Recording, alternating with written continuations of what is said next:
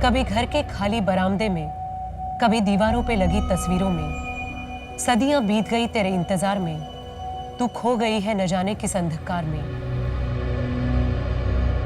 तेरी याद मुझे रुलाती है, पर एक लौ है मेरे अंदर जो मुझे उठाती है। मैं चलती हूँ, भागती हूँ, आज भी तुझे ढूंढती हूँ। एक बच्चा जब गायब होता है तो उसका परिवार उसे ढूंढने के लिए हर मुमकिन कोशिश करता है, और दूसरी तरफ वो बच्चा न जाने कितने अत्याचारों से गुजरता है। एनसीआरबी की 2019 के रिपोर्ट के मुताबिक लगभग 1,19,617 बच्चे लापता हुए थे। मतलब 327 बच्चे हर दिन 10 साल के अंतराल में। इनमें से काफी बच्चे खोज लिए गए, पर तकरीबन 48,000 बच्चे अभी भी गायब हैं। हमने आज तक गुमशुदा बच्चों की कई कहानियां देखी, लेकिन आज का केस ऐसा है जिसमें एक बच्ची गुमशुदा हुई, लेकिन पुलिस प्रशासन को यह समझ में नहीं आ रहा था कि कोई उस बच्ची को ढूंढना भी चाहता है या नहीं। नमस्कार, मैं सोनाली कुलकर्णी क्राइम पेट्रोल सतर्क के इस नए अध्याय में आपका स्वागत करती हूँ।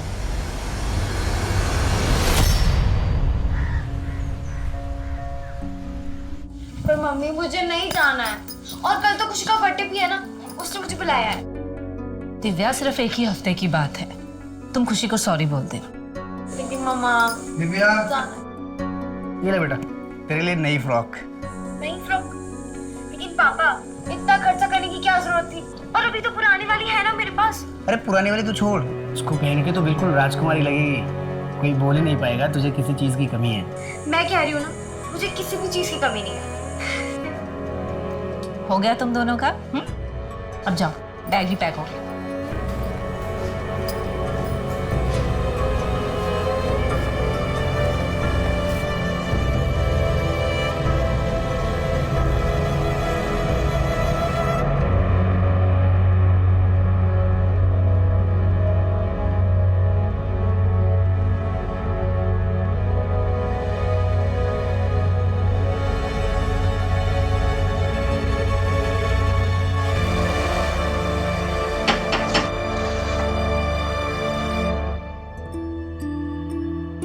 बेटा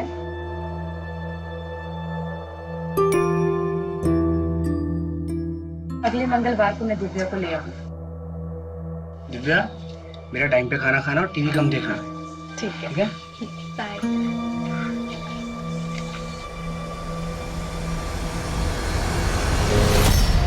अम्मी, मैं एक दिन और रुक जाऊं प्लीज। बेटा, तुम्हारी मम्मी हम दोनों की पिटाई करेंगी। बोला था उन्होंने कि मंगलवार को दिव्या को वापस लाना है। मंगलवार मतलब मंगलवार। अच्छा बेटा, मेरी तबीयत ठीक होती तो मैं तुम्हें खुद छोड़ने जाती। कोई नहीं, मैं अकेली चली जाऊंगी। चलो भैया, स्टार्को जंक्शन, घर के ठीक बाहर छोड़िएगा। बाय।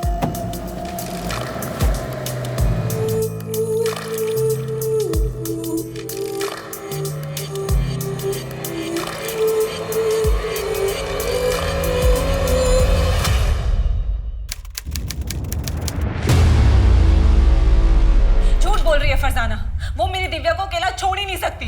उसने मेरी दिव्या को कहीं छिपा के रखा है। शांत हो जाइए, पहले मुझे सब कुछ ठीक से बताइए क्या हुआ। साहब मैं बोलता हूँ आपको, हमारी बेटी है दिव्या, वो फरजाना के घर पे गई थी और आज वापस लौटने वाली थी, पर अभी तक पहुंची नहीं है साहब। क्या उम्र होगी उसकी?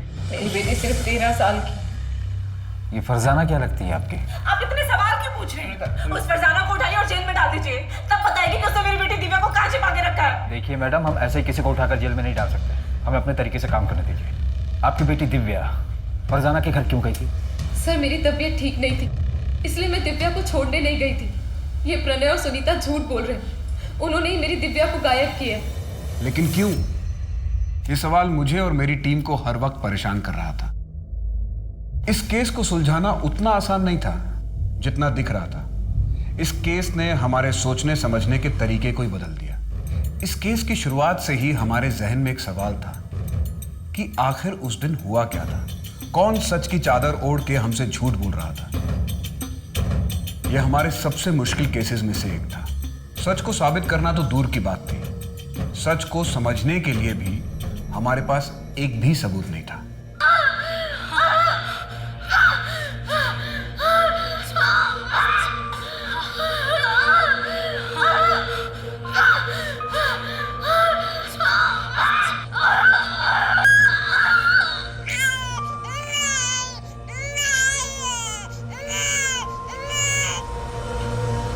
लड़की हुई है। नहीं देखना है मुझे, लेकर जाइए इसे।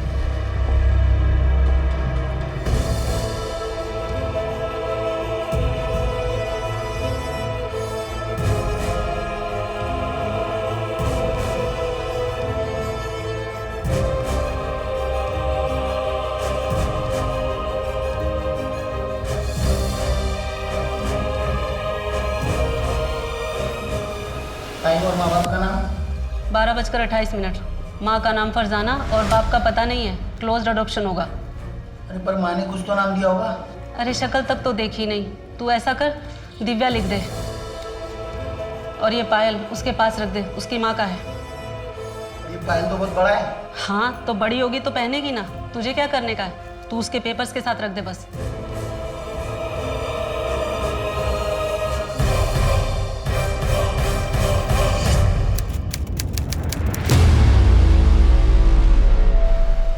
देखो बेटा, अच्छा बर्ताव करना। अगर उन लोगों को तुम पसंद आ गई तो तुम्हें एक अच्छा परिवार मिल जाएगा। पसंद आऊंगी तब ना। अरे क्यों नहीं पसंद आओगी? इतनी अच्छी तो हो तुम। अगर मैं अच्छी होती तो मेरे मम्मी पापा मुझे यहाँ क्यों भेजते? देखो दिव्या, ऐसी बात नहीं है, उनकी भी कोई मजबूरी होगी ना। हाँ, मजबूरी होगी।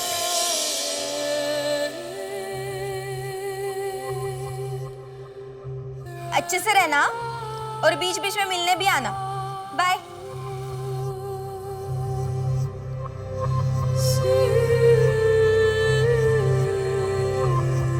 भैया कुछ खाने को दो ना। नहीं, पैसे नहीं चाहिए, भूख लगी है, खाने के लिए कुछ दो ना। आगे जाओ। दीदी कुछ दो ना खाने के लिए।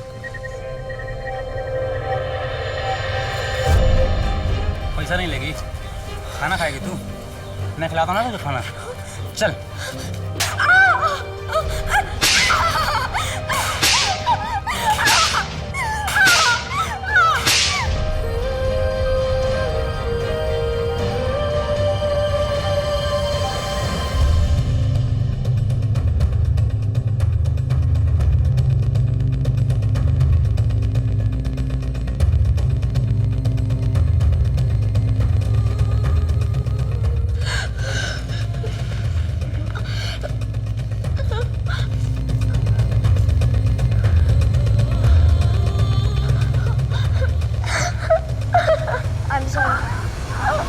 पूरे ऑर्फनेज में सबसे शांत लड़की है दिव्या।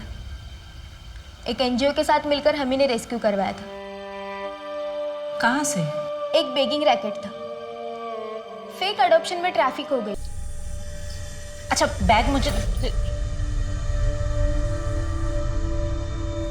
बेटा देखो मैं तुम्हारे लिए क्या लाया हूँ। कलर पेपर, ये स्केच पेन और ये पेंसिल बॉक्स तुम्हारे लिए। रख लो। अरे रख लो बेटा तुम्हारे। दिव्या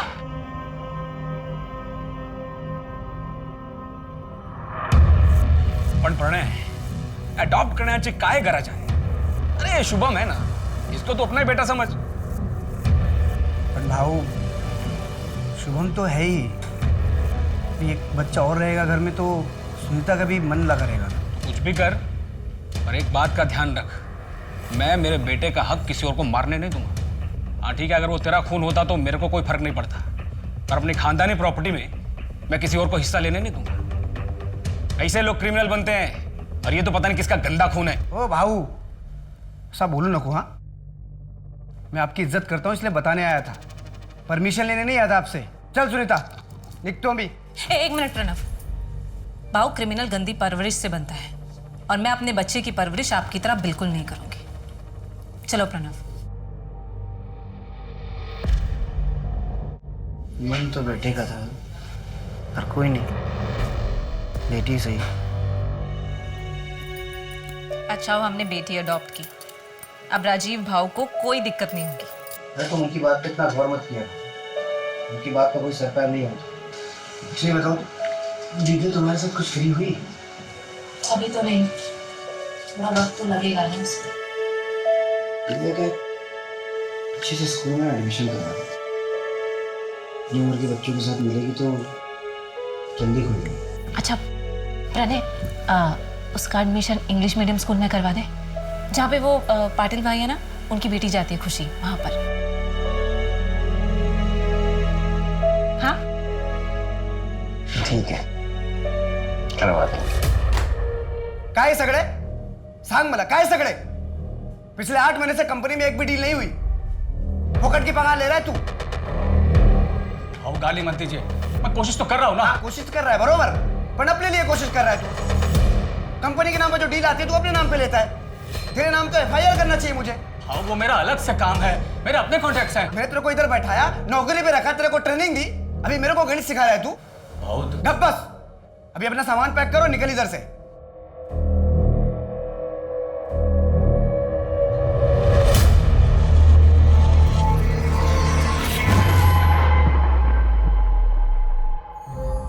दिव्या, बेटा आ जाओ, खाना लग गया है। हाँ 10 मिनट के लास्ट समय कंप्लीट कर लेती हूँ। दिव्या ये लो, ये तुम्हारे लिए नया बैग है और इसमें दिव्या का एडमिशन किसी सस्ते स्कूल में करवा दे, उससे क्या होगा? एडमिशन की फीस भी कम होगी और खर्चा भी कम होगा। ये बात तो दिव्या को अडॉप्ट करने से पहले सोचनी चाहिए थी सुनीता। मुझे क्या पता था कि बाद में हालात इतने खराब हो जाएंगे। कोई जरूरत नहीं स्कूल चेंज करने का, मैं कोशिश कर रहा हूँ, कुछ ना कुछ हो जाएगा।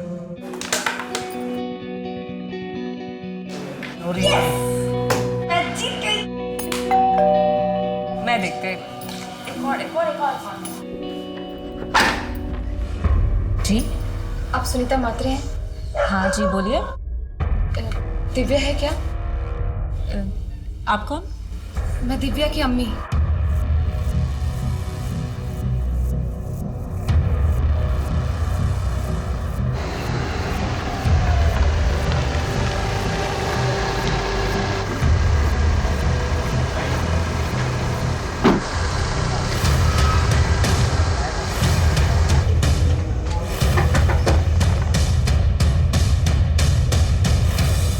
हाँ साहब, मेरे को सिर्फ इतना याद है, इस लड़की को जिधर छोड़ा था उधर कोई तो था जिसने दरवाज़ा खोला था। आदमी था या औरत? सर आदमी था या औरत ये तो पता नहीं, लेकिन मैडम ने जहाँ बोला मैंने छोड़ दिया था। अगर कैब वाले ने दिव्या को प्रणय और सुनीता के घर के बाहर ड्रॉप किया था तो फिर दिव्या घर क्यों नहीं पहुंची? कहीं ऐसा तो नहीं है कि दोनों झूठ बोल रहे हैं? सर कोई तो झूठ बोल रहा है। ये दिव्या आउट ऑफ वेडलॉक बच्ची है। 13 साल पहले फरजाना ने उसे अडॉप्शन के लिए दिया था, फिर ये अब क्यों आई है?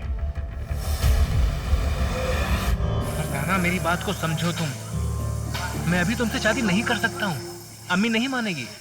सफी तुम एक बार अपनी अम्मी से मिलाओ तो मुझे, मैं उन्हें मना लूंगी। मैं उनकी इतनी सेवा करूंगी कि वो भूल जाएंगी कि मैं किस जाति की हूँ। फरजाना अम्मी को समझाना इतना आसान नहीं है। देखो मुझे थोड़ा वक्त दो, मैं अभी अपने पैरों पे खड़ा भी नहीं हुआ हूँ। मैं अम्मी से बात क्या करूँगा, कैसे समझाऊंगा उन्हें? ठीक है, लेकिन जो भी करना है जल्दी करो, मेरे पास ज्यादा वक्त नहीं।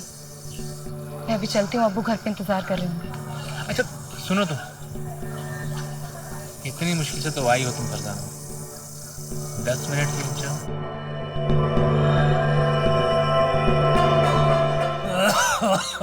अब्बा मैं आपके लिए दवाइयाँ ले आई हूँ। चलिए। मुर्तजा फिर से आया था, वो बिना दहेज निकाह करने को तैयार है। उसकी बस एक ही शर्त है कि निकाह के बाद नकाब पहनना होगा। अब्बा वो होता कौन है शर्त रखने वाला? मुझे निकाह नहीं करना। अब दवाई पीजिए। बहुत डर लग रहा है, पुलिस आएगी तो बाल की खाल निकालेगी। कहीं घबराहट में मुंह से कुछ निकल गया तो क्या करूं? निकल जाऊं क्या? ठीक है।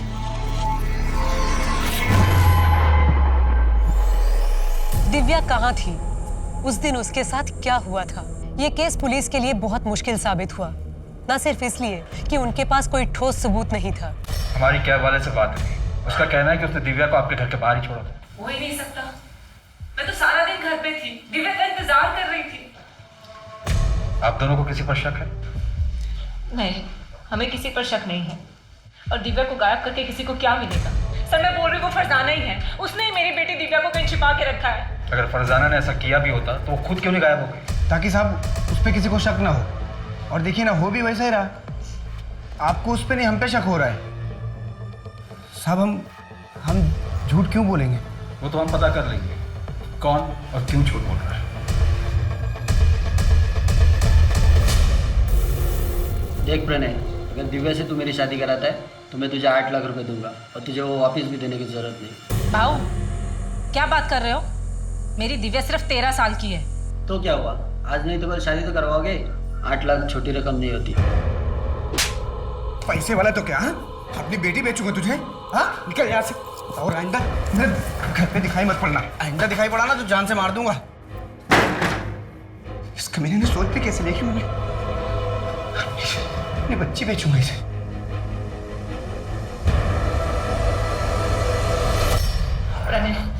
प्रणय मुझे मेरी दिव्या चाहिए। हम ऐसा करते हैं, हम फरजाना के घर जाते हैं, उससे बैठकर बात करते हैं, जो भी प्रॉब्लम है ना उसको सुलझाते हैं, लेकिन मुझे मेरी दिव्या चाहिए। दिव्या चाहिए मुझे मेरी।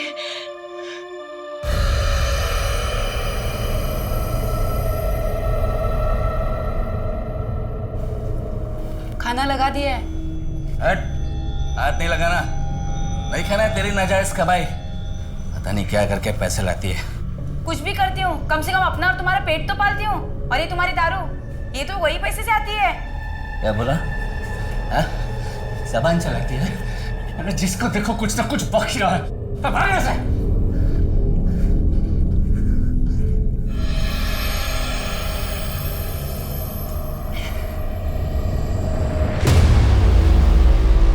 सुनीता, पड़ोसी बोले फरजाना कल रात में निकल के बैग लेके। क्या? तो अब क्या करेंगे? पर कैसे? उस पर नजर क्यों नहीं रखी गई थी? सॉरी सर, वो हमसे। नीलेश, ये बहुत बड़ा ब्लंडर है। फरजाना हमारी सस्पेक्ट थी और वो हमारे नाक के नीचे से गायब हो गई। ये हमारी लापरवाही का नतीजा है। सर मैंने फरजाना के लिए लुकआउट नोटिस जारी कर दिया है, वो जल्दी हमारी गिरफ्त में। और एक बात है सर, ये प्रणय का बड़ा भाई राजीव है, वो इस एडॉप्शन से खुश नहीं था। तो क्या राजीव दिव्या को गायब करवा सकता है? हो सकता है सर, या ये भी हो सकता है कि दिव्या के साथ अब तक बहुत कुछ कर दिया गया है।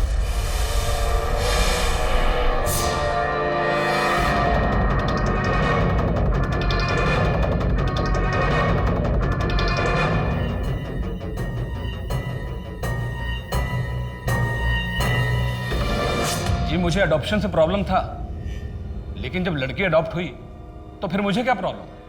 सुनीता और प्रणय का जो कुछ भी है वो रखे वो। अब उनके पास पहले कुछ नहीं है तो वो जाने। मतलब? प्रणय का बिजनेस काफ़ी डाउन हुआ है और मुझे पूरा यकीन है सर, अब प्रणय भी पछता रहा होगा उस दिव्या को अडॉप्ट करके। और सर रही मेरी बात, मुझे उस दिव्या से क्या प्रॉब्लम होगा? मेरे बेटे को हमारी जायदाद में से उसका हक मिल जाएगा, और मुझे क्या चाहिए? 19 नवंबर को तुम कहाँ थे? मैं मेरे घर पे ही था, मेरा बेटा भी था।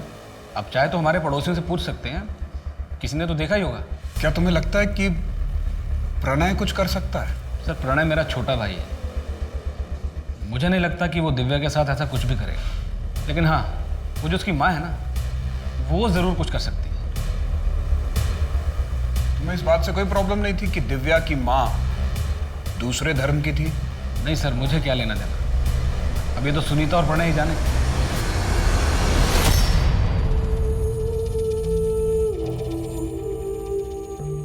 पापा ये देखो मैंने आपके लिए बनाया। Happy father's day.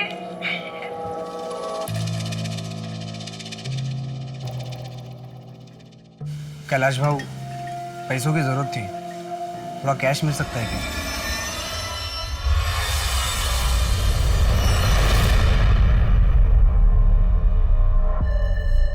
कहीं तुमने ही दिव्या को? सुनीता, दिमाग खराब हो गया तुम्हारा? इतना गिरा हुआ इंसान नहीं हो कि पैसों की खातिर अपनी बच्ची को बेच दूं। मेरी मजबूरी मेरी बच्ची से बढ़ के नहीं है, और जितना प्यार तुम करती थी उतना मैं भी करता था दिव्या से। करता था मतलब? मेरी दिव्या भी जिंदा है।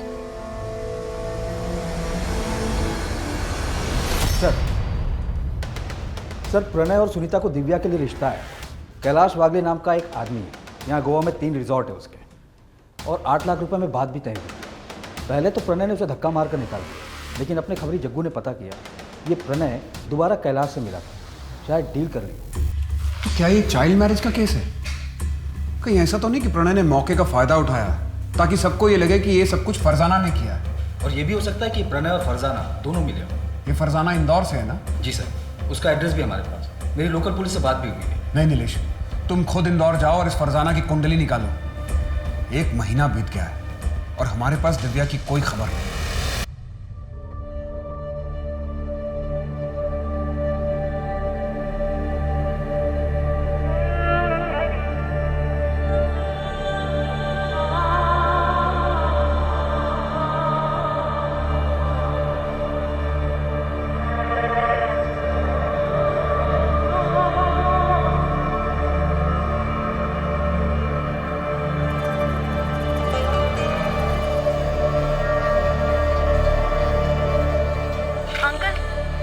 अब खा लीजिए।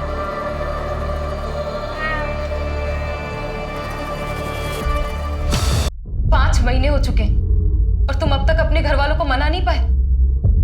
फरजाना, मैं कोशिश कर रहा हूँ ना। झूठ बोल रहे हो तुम सभी। सच सच बताओ, तुम मुझसे निकाह करोगे भी या नहीं? करूंगा फरजाना, पर सही वक्त आने पर। और वो सही वक्त कब आएगा? मैं 5 महीने की प्रेग्नेंट हूँ। तुम्हारे घर वालों को मेरे बारे में भनक भी है और अब तो मैं अबॉर्शन भी नहीं करवा सकती।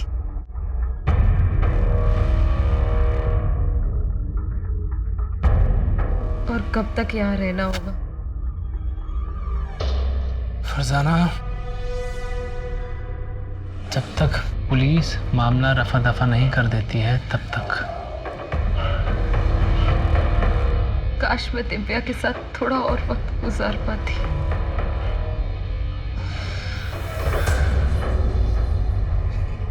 छह साल बीत गए लेकिन दिव्या का कहीं पता नहीं चला।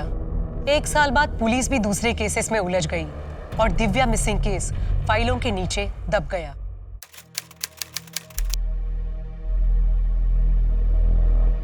तुम अभी तक तैयार नहीं हुए? ये भगवान, ये नाश्ता करो।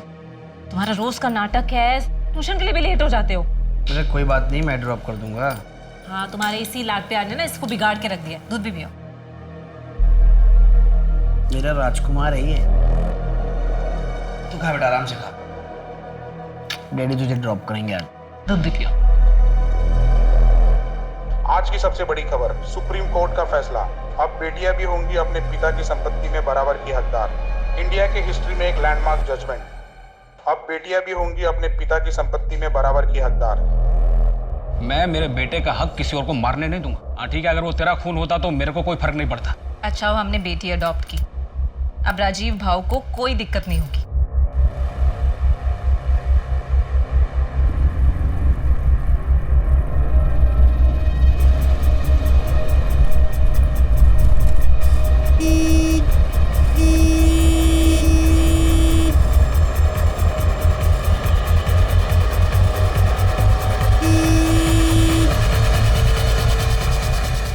भाई क्या कर रहे हो? बीच पे खड़े हो, साइड में लो ना।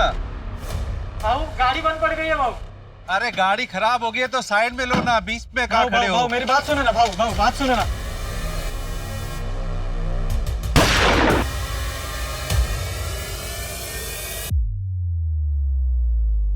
सुरेश कांबले नाम था सर, इंपोर्ट एक्सपोर्ट का बिजनेस है, बड़ा आदमी और पॉलिटिकल कनेक्शन भी बहुत स्ट्रांग थे। तभी ऊपर से प्रेशर आ रहा है। गाड़ी में नेम प्लेट भी नहीं है। कमल, ये स्टिकर देख रहे हो? कॉमन नहीं है। मैंने ऐसे स्टिकर और बाइक की फोटो सर्कुलेट करवा दी।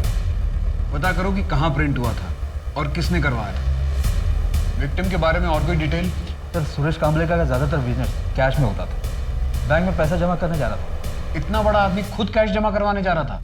पैसों को लेकर वो किसी पर भरोसा नहीं करता था। फैमिली में और कौन कौन है? वाइफ पुष्पा कांबले और बेटा धीरज। वाइफ तो यही गोवा में और बेटा अमेरिका में पढ़ाई कर रहा है। बड़ा आदमी था तो दुश्मनी कई लोगों से रही होगी। कमल, कहीं ऐसा तो नहीं कि ये रॉबरी हमें गुमराह करने के लिए हो, जबकि असली मोटिव सुरेश को रास्ते से हटाना ही हो? सर, वो एंगल भी हम खंगाल रहे हैं, लेकिन मॉडस ऑपरेंडी जगत सिंह कैसी है? जगत कौन? मुंबई वाला?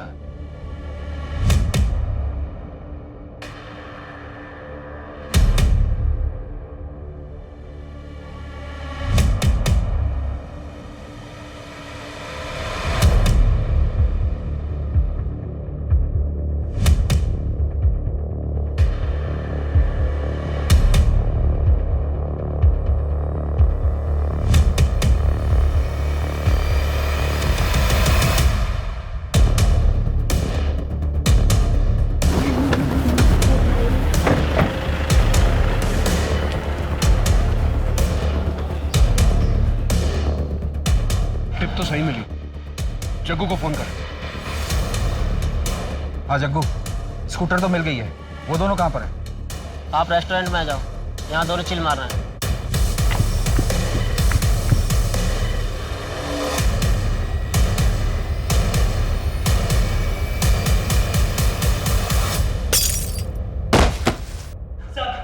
खड़ा हो। खड़ा हो। अपना मुंह खोल और बता किसके कहने पे मारा सुरेश कामले को, बोल। नहीं जानता मैं किसी सुरेश कामले को सब। नहीं जानता? अच्छा, अब तुम दोनों को कोई नहीं जानेगा। कमल, इन दोनों की ऐसी हालत करो कि इन दोनों को कोई पहचान न सके।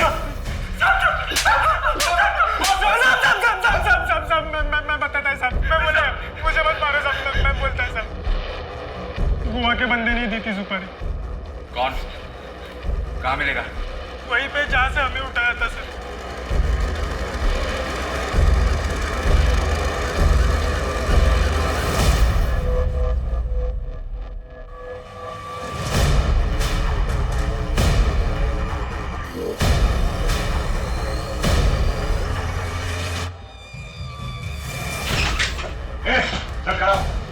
क्या कर रहा? खड़ा हो। कहाँ ले जा रहे? बात सुनिए, पूरे घर को चेक करो। कहाँ ले जा रहे? क्या कर रहे हो? कहाँ ले जा रहे? बात सुनिए।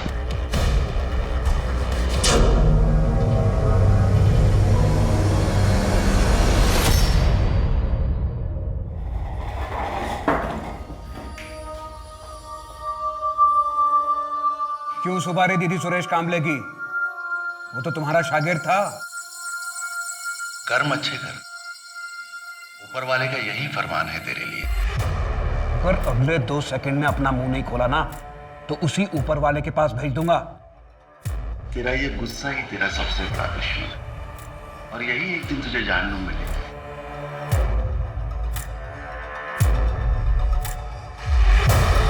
उच्च रक्तचाप की समस्या है तुझे। मैं इंसान को देखकर ही उसकी बीमारी का पता लगा लेता हूँ। तुम्हारे जबड़े में दर्द है? मैं भी इंसान को देख के उसकी समस्या बता देता हूं। बता, इतना कैश कहां से आया तेरे पास? बहुत सारे शागिर्द हैं मेरे, खुशी से भेंट चढ़ाते रहते। सर, ये चमत्कारी बाबा तो बहुत पहुंची हुई चीज है।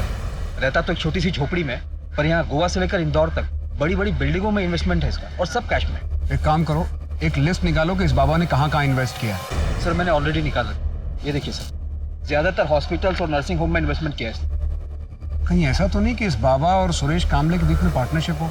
क्योंकि इसके अलावा तो और कोई मोटिव नजर नहीं आ रहा। सर, ऐसा तो अब तक कुछ सामने नहीं आया। और बाबा को जिस अड्डे से अरेस्ट किया गया था, वहाँ पे जो पैसे मिले थे वो सीरियल नंबर से, मतलब साफ है ये सारे पैसे किसी एक ही आदमी ने दिए। कहीं ऐसा तो नहीं कि बाबा को किसी और ने सुपारी दी और बाबा ने आगे सुपारी दे दी?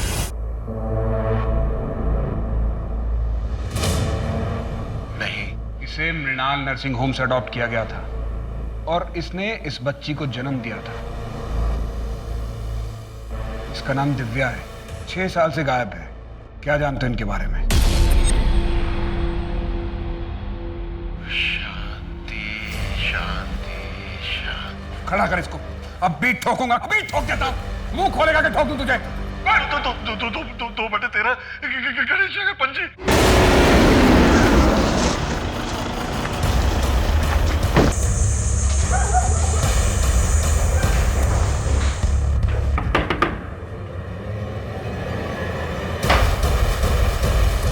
खत्म हुआ चूहे बिल्ली का खेल। बहुत साल घुमाया तुमने। फरजाना, मेरे पास एक प्लान है, सुनो, बैठो, ध्यान से सुनना। हम एक काम करते हैं कि हम ये बच्चा एक अस्पताल में दे देते हैं। क्या बोल रहे हो तुम सफी? मैं अपना बच्चा किसी को नहीं दूंगी। फरजाना, मेरी बात ध्यान से तो सुनो। देखो, एक चमत्कारी बाबा की वजह से मुझे एक अस्पताल के बारे में पता पड़ा है। हम ये बच्चा वहां दे सकते हैं, वही बच्चा रख लेंगे और डिलीवरी होने तक तुम भी वहां रह सकती हो। हम जब निकाह कर लेंगे फिर ये बच्चा वापस ले लेंगे। और ना ही मेरा सफ़ी से कभी निकाह हुआ और ना ही मैं अपनी बच्ची को ले पाई। फिर मुझे पता चला कि सफ़ी को HIV है। मैंने अपना टेस्ट करवाया तो मैं भी पॉजिटिव आई। मौत को इतने करीब से देखने के बाद मेरे अंदर की ममता जाग गई। सोचा बच्ची कुछ जिंदगी अपनी बच्ची के साथ गुजार पाऊं, पर दिव्या आप कहाँ हैं? क्या? क्या वो जिंदा है? मैं तो सोच रही थी कि वो उन दोनों के साथ खुश है। मुझे लगा था कि उन दोनों ने दिव्या का किडनैप करवाया ताकि वो मुझे फंसा सके, इसीलिए मैं उनके रास्ते से खुद हट गई ताकि वो तीनों खुश रह सके।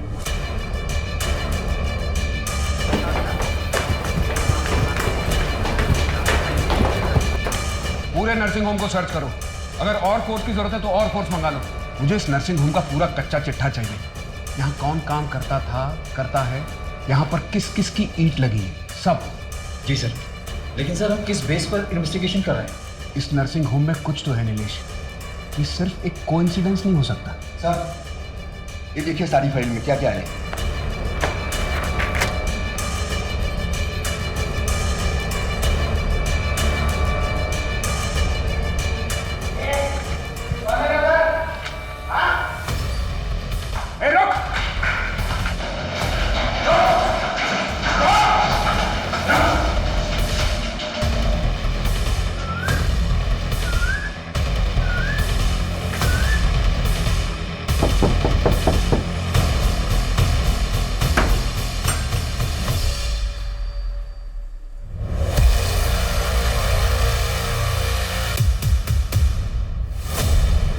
फरजाना, ये सब क्या है?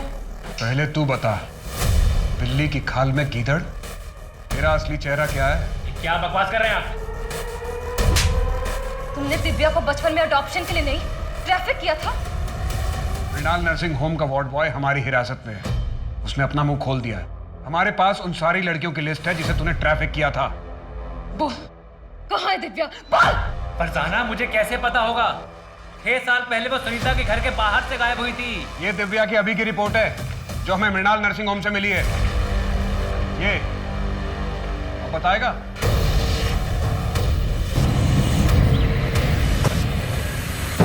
कौन हो आप?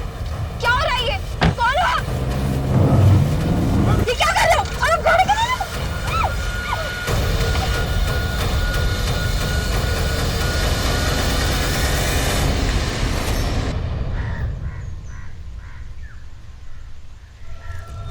मैडम एकदम कौला माल है, लॉटरी लग जाएगी आप लोगों की। महीने का 10,000। आप एक बार लड़की को देख तो लीजिए पहले। रोज देखते हैं। 10,000 रुपए के ऊपर 1 रुपया नहीं मिलेगा। ठीक है, लेकिन अगर बच्चा हुआ तो उसके पैसे मैं अलग लूंगा। ठीक है, मैं पैसे लेकर आती।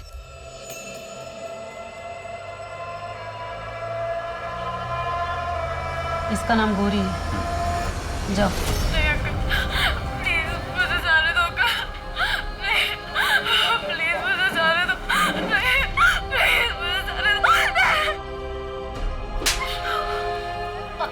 बच्चा नहीं पैदा कर पाए, कब तक मुफ्त का खाएगी? ए, कुछ करो ना इसका। दिव्या मुझे कभी नहीं चाहिए थी, वो अनचाही बच्ची थी। मैं बस फरजाना के साथ रहना चाहता था, लेकिन फरजाना को दिव्या चाहिए थी।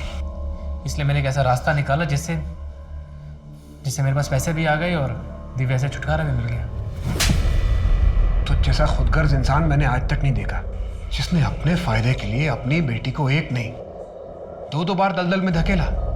उसे एक अच्छा घर मिल गया था ना, लेकिन तूने उससे वो भी छीन लिया। तुझ जैसे लोगों को तो बाप कहलाने का हक ही नहीं है। सर, दिव्या मेरा खून जरूर थी, लेकिन मैं उसका बाप नहीं था।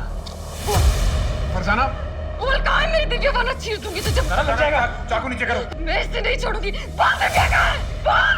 फरजाना, सिर्फ यही है जो हमें दिव्या तक पहुंचा सकता है। अगर इसे कुछ हो गया तो शायद हम दिव्या तक कभी ना पहुंच सके।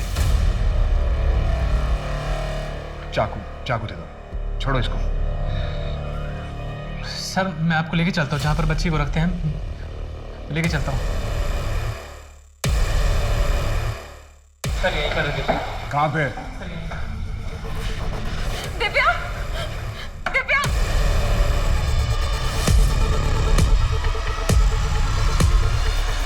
दिव्या मेरी बच्ची। बोल, मेरी दिव्या कहाँ है? बोल, मैं तेरे को जान से मार दूंगी वरना। बोल, मेरी दिव्या कहाँ है? यही थी दिव्या, यही रखा था मैंने। सर, मैं सच कह रहा हूँ। दिव्या!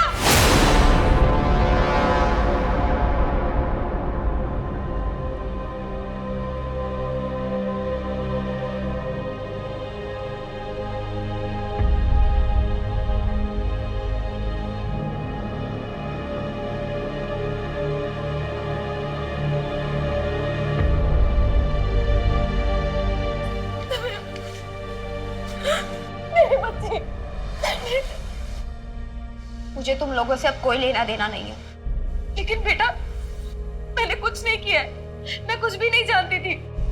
पैदा होते ही मुझे फेंक दिया और जब मेरी जिंदगी में एक उम्मीद की किरण आई तो तुम अंधेरा बनकर आ गई। अगर तुम मेरी जिंदगी में ना आती तो मेरे साथ ये सब कुछ नहीं होता। बेटा मैं इसमें शामिल नहीं थी।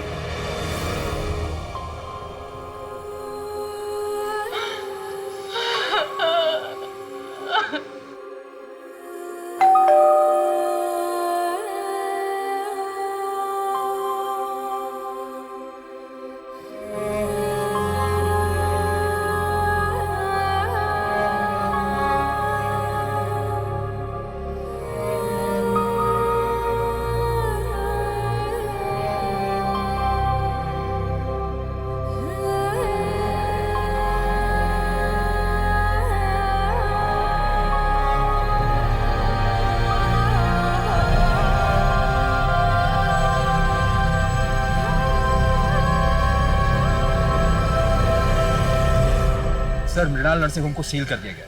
पिछले 25 साल से गोरख धंधा वहाँ चल रहा था। कुछ औरतें अपनी मर्जी से आती थी, फरजाना जैसे, उन्हें स्मूथ कॉलम में रखा जाता है, और कुछ खरीदी जाती थी दिव्या के जैसे, उन्हें डिफिकल्ट कॉलम में रखा जाता है, फिर उन्हें प्रेग्नेंट करके उनके बच्चों को बेच दिया जाता है। बाबा ने अपना मुंह खोला कि सुरेश कामले की सुपारी किसने दी थी। आपने जब से उसका सत्य से परिचय करवाया और ऊपर जाने का मार्ग खोला, तब से वो तोते की तरह बोल रहा है। उसने बताया कि सुरेश की सुपारी उसके बेटे धीरज ने दी थी अमेरिका से। सर मैंने अमेरिकन एम्बेसी में बात की और प्रत्यार्पण के लिए भी रिक्वेस्ट डाली। नीलेश, इस दुनिया में कैसे कैसे लोग हैं। एक बेटी बिना माँ बाप के इस दुनिया में कितना कुछ झेलती है, और एक बेटा जिसे उसके बाप ने दुनिया के सारे सुख चैन दिए, वो अपने बाप की हत्या करवा देता है। सर आप दिव्या को कभी भूले ही नहीं थे ना? कभी नहीं। कुछ केसेस एक दरार छोड़ जाते हैं, ये भी उनमें से ही एक था। वैसे दिव्या की काउंसलिंग शुरू हो गई है। होपफुली उसे वैसी जिंदगी मिलेगी जैसी वो डिजर्व करती है। शफीक खुदगर्जी में इतना अंधा हो गया था कि उसने अपनी ही बेटी का सौदा 2 बार कर दिया, क्योंकि उसके लिए वो अनचाही थी। लेकिन इस सब में दिव्या की क्या गलती थी? इस केस को सुलझाने के बाद पुलिस ने 128 औरतों और बच्चों को उस ट्रैफिकिंग रैकेट से बचाया जो अलग अलग शहरों में चलाया जा रहा था। इस केस में 6 साल होने के बावजूद पुलिस दिव्या को नहीं भूली थी, और अंत में पुलिस ने दिव्या को इस दलदल से निकाल दिया जहां उसके अपनों ने उसे धकेला था। आज दिव्या सुनीता, प्रणय और अपने छोटे भाई के साथ रह रही है। हम आशा करते हैं कि दिव्या जल्द इस सदमे से उभरे और एक खुशहाल जिंदगी जिए। अब मैं सोनाली कुलकर्णी आपसे विदा लेती हूँ। फिर मिलेंगे एक ऐसे ही चौंका देने वाले केस के साथ क्राइम पेट्रोल सतर्क जस्टिस रीलोडेड में। तब तक अपना और अपने परिवार का ख्याल रखिए। आप जानते हैं कि हम सब एक मुश्किल दौर से गुजर रहे हैं। कृपया मास्क पहने, समय समय पर हाथ धोते रहें और उचित दूरी बनाए रखें। देखते रहिए क्राइम पेट्रोल सतर्क। जय हिंद।